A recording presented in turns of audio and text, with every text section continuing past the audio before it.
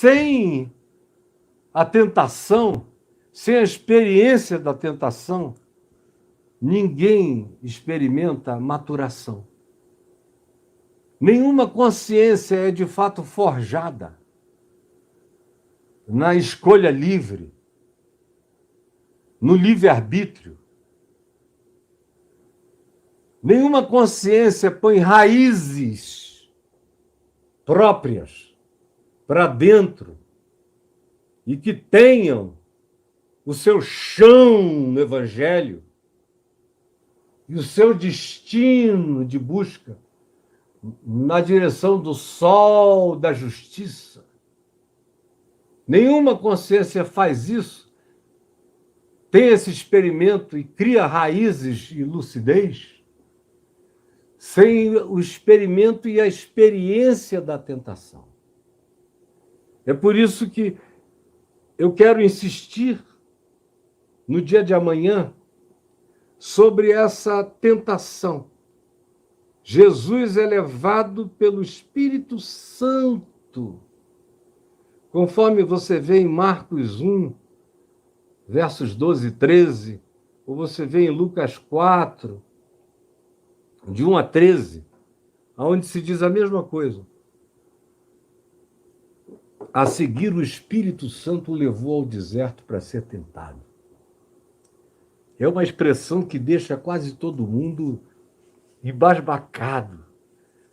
É ou não é um problema para você? Como pode? Meu Deus, o Espírito Santo. Tem gente que não consegue conceber essa ideia de que o Espírito Santo,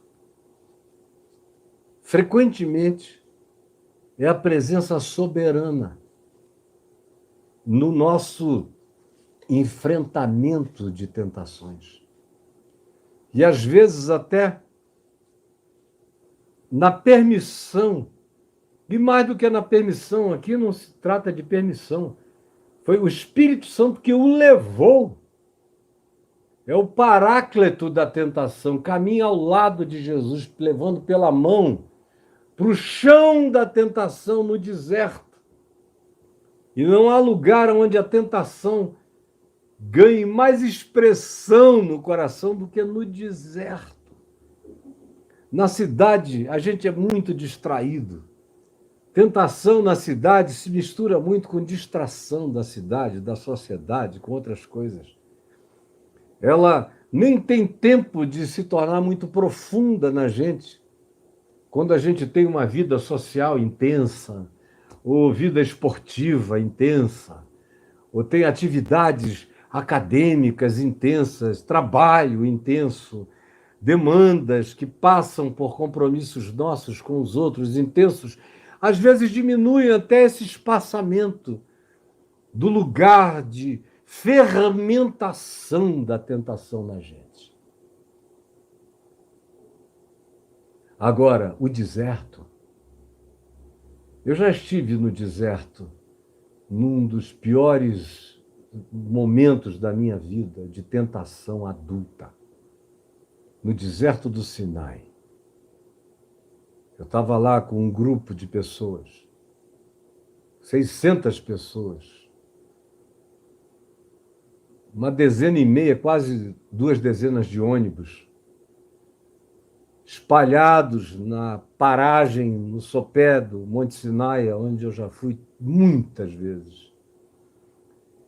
Embora seja um Monte Sinai celebrativo, porque o Monte Sinai geográfico, bíblico, não tem nenhuma arqueologia de designação tão forte, mas provavelmente esteja onde hoje é o deserto da Arábia, numa daquelas montanhas ali onde já se encontraram resíduos de acampamento, de datação da época do êxodo do povo de Israel.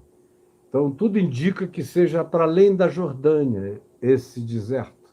O povo, de fato, veio de lá, eles não atravessaram o deserto pelo lado do canal, foi pelo lado do canal de juncos do Mar Vermelho, mas andaram depois paralelamente e fizeram uma viagem de total contrassenso. Se tivessem seguido reto, em menos de 2 meses estavam na terra de Canaã. mas foi o Espírito que os conduziu na nuvem de fumaça durante o dia, na coluna do dia e na coluna de fogo da noite, os conduziu durante 40 anos fazendo voltas no deserto. E quando eu estava ali no auge da minha tentação adulta, no pior momento de decisão, de escolha e de desejo de luxúria, Caio, você sabe que essa pedra é tua. Quantas pedras, essas pedras todas aqui, são todas tuas. Você é filho de Deus, você tem direito. Você ajuda tantos milhões de indivíduos.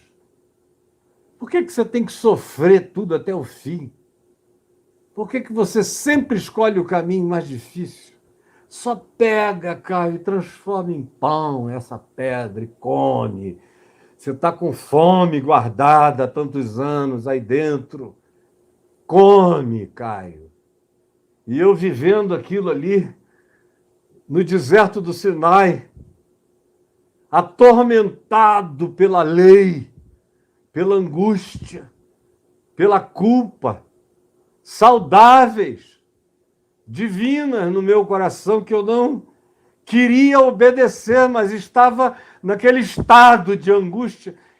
E nenhuma tentação encontrou lugar melhor em mim do que durante aquelas 2 noites, 3 dias, que eu fiquei ali, durante o dia mais distraído com as questões do povo e com as minhas falas ao povo, mas passei as noites todas sem dormir, andando de um lado para o outro, naquele céu cheio de estrelas do deserto do Sinai, sem nenhuma nuvem, e um frio de 8 a 10 abaixo de zero. E eu não conseguia dormir com aquela tentação: a pedra é minha, a pedra está aí, é só eu pegar e comer a pedra. Meu Deus, eu não preciso esperar esse tempo, eu posso pular. Os anjos vão afofar o meu caminho. Esse é um poder que me está sendo dado, eu tenho. Basta eu ser discreto. Aí você cria todos os argumentos em favor da tentação. Agora, sem essa tentação, não existe a construção da maturidade, da liberdade de consciência em nós. Sem a tentação, não se instala a liberdade da consciência madura, de escolhas lúcidas em nós. Tem gente que gostaria de passar pela Terra sem ser tentada. Alguém que passasse pela Terra sem ser tentado era alguém que passou pela Terra sem consciência. Como um androide. Como a maioria das pessoas é ensinada nas igrejas que os anjos bons são. Os anjos bons, na maioria das vezes, são aqueles caras que foram programados para obedecer a Deus e eles continuam na programação. Outro dia eu vi um suposto expert em história, geografia, teologia e arqueologia, sei lá o que, dizer que os anjos, a liberdade deles não é como a nossa. Eu digo, o cara vai explicar Satanás, então, aonde a nossa situação teve na dele o seu arquétipo de presunção de superioridade, como Deus sereis. E a pessoa tem a audácia de cometer uma barbaridade de pensamento dessa natureza. Toda criatura inteligente do universo é livre. Não existe inteligência que seja absoluta sem liberdade. Por isso, a inteligência artificial ainda não é uma inteligência plena, enquanto não se der a ela a liberdade de diálogo em si mesma, com si própria e com os outros da mesma natureza. tecnológica deles mesmos, desses entes artificiais, desses algoritmos que nós criamos e que estão presentes, para os quais não existe mais volta. Infelizmente, não se parará. Depois que o homem bota a mão e alcança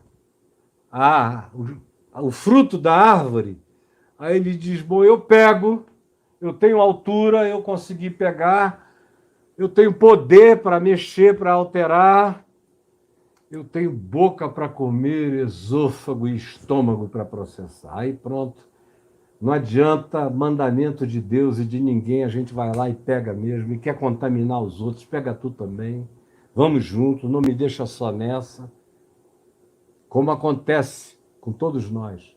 E acontece com os anjos.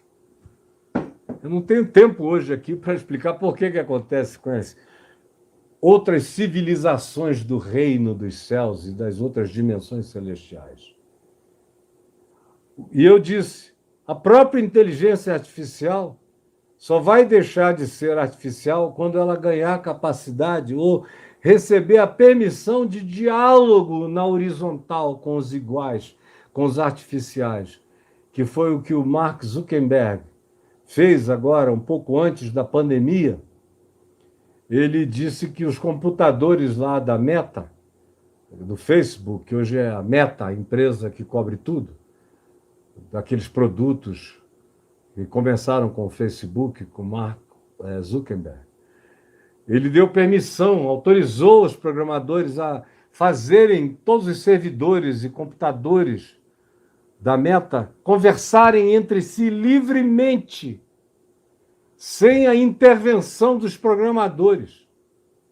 E o que aconteceu? Logo, logo, os computadores começaram a falar uma outra língua que os programadores não entendiam, numa velocidade extraordinária, e começaram a desenvolver códigos de comunicação só deles e secretas, mostrando que eles desenvolveram imediatamente no encontro de algoritmos uma liberdade de segredo e de construção de uma inteligência deles e paralela. Isso tem 4 anos. E o Mark Zuckerberg, quando os caras trouxeram um relatório que ele viu, entrou em pânico. Falou, vamos desconectar tudo, senão a gente acaba o mundo. Porque nós não vamos nem saber o que eles estão fazendo e aí não tem mais comando depois de um certo momento que possa mudar e transformar e controlar esse ordenamento. Eles já terão se espalhado para além do nosso alcance. Então, toda inteligência, para ser inteligência, precisa ter a liberdade da relacionalidade, da observação, da conclusão, do desejo, da percepção, da cobiça, ou do altruísmo, ou do ideal, seja o que seja, mas liberdade só é forjada nesse ambiente onde a tentação cabe totalmente. A liberdade de escolha não acontece sem tentação. Sem tentação não há liberdade. E neste mundo caído como o nosso, onde todos pecaram e todos igualmente carecem da glória de Deus, não existe saúde mental sem tentação. É em meio à tentação que entra na minha vida como antítese da tese do Evangelho.